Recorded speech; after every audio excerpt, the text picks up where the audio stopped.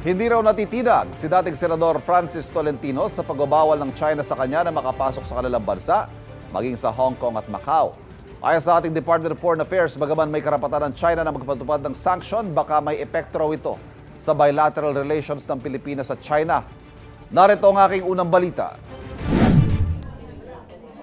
Isang araw lang matapos ang termino sa Senado ni Francis Tolentino, agad naglabas ang anunsyo ng Chinese Foreign Ministry.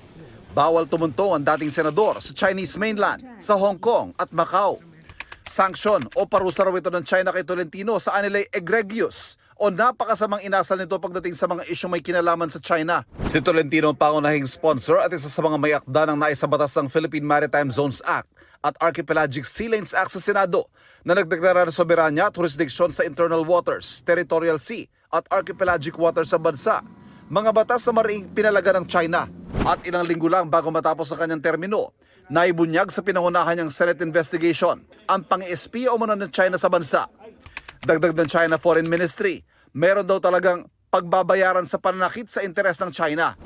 Hindi naman natitinag si Tolentino sa mga ipinataw na sanctions ng China, kapalit ng kanya raw paglaban para sa karapatan, dignidad at soberanya ng sambayan ng Pilipino sa West Philippine Sea. Tama lang naman po siguro yung ginawa natin, hindi lang bilang isang senador noong panahon yon, hindi bilang isang Pilipino. It's a badge of honor.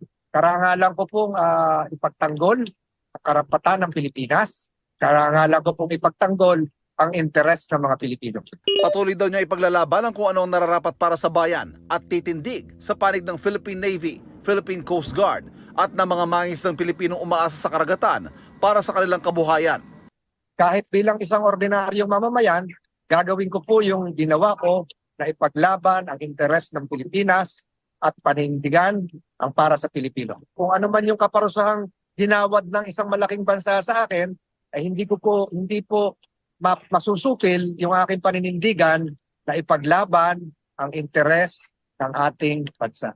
Ayon sa DFA, bagamat may karapatan ng China na magpatupad ng ganitong mga sanksyon, ay malinaw na hindi ito nakakatulong sa pagbuo ng tiwala at pagpapabuti ng bilateral relations sa Pilipinas at China.